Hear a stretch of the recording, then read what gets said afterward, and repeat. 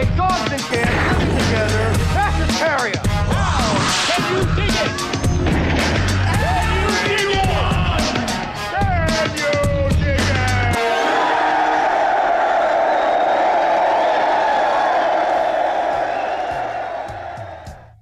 Hey guys, and welcome back to the Lucid Nightmare.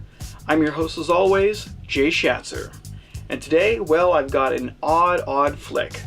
It is Geoffrey Murphy's 1985, well, obscure classic. It is The Quiet Earth, and this is just a great sci-fi film that sadly not a lot of people have seen.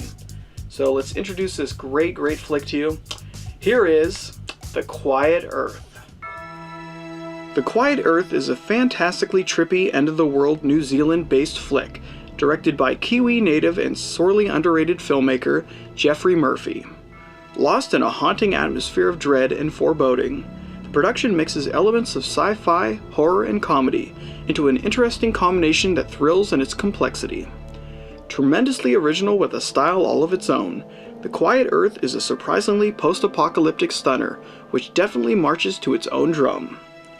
The film follows the survivors of a global catastrophe that results in the disappearance of the mass majority of the world's population. Caused by a mysterious experiment aiming to harness the planet's atmospheric grid, two men, Zach and Appy, and a woman, Joanne, struggle to come to terms with all that has happened while desperately trying to reverse the events that have turned the world into an empty and lifeless shell of its former self.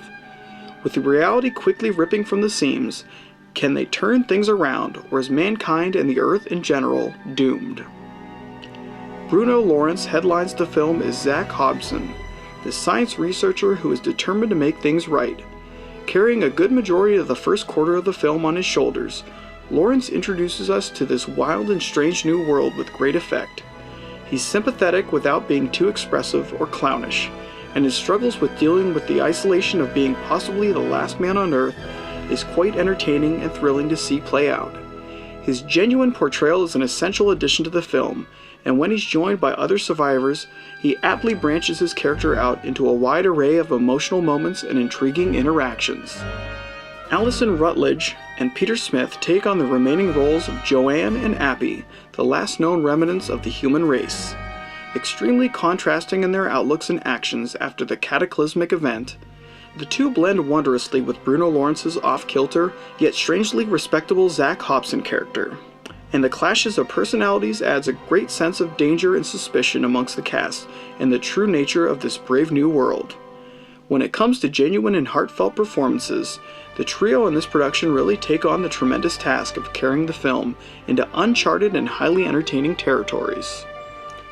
What really shines in this movie, though, is the overpowering atmosphere that director Geoffrey Murphy is able to inject into this unique gem of a flick. Heavily weighing on the cast of characters and substantially potent in delivering an unbridled dose of mystery and paranoia, the overall tone is exquisite and a true testament to the validity of this cinematically obscure production.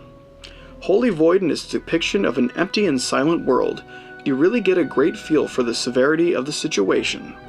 Captured and presented beautifully, you really can't deny the power of this unorthodox post-apocalyptic story. The Quiet Earth is an amalgam of various genres, forged together to make one hell of an interesting flick. From its silent landscapes of tomb-like cities to its contemplative nature and trippy visuals, this is one film that will stay with you long after viewing. Culling from classics like The Last Man on Earth, The World, the Flesh, and the Devil, and other various films with that ilk, The Quiet Earth manages to make its world feel its own, and in that process creates something that is truly remarkable and distinct. If you love your apocalyptic films to have a great deal of mystery and madness, then give this one a shot. The Quiet Earth is a New Zealand stunner that's like no other. And guys, that's the highly mysterious The Quiet Earth. It's just a great sci-fi flick, and one that, if it piqued your interest, you should check out, because it really is worth it. It's just a strange, obscure film.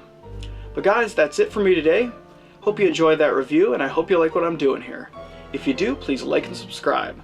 And if you have time, leave a comment below because I'd love to hear from you. But until then, I will see you with the next movie review. Take care.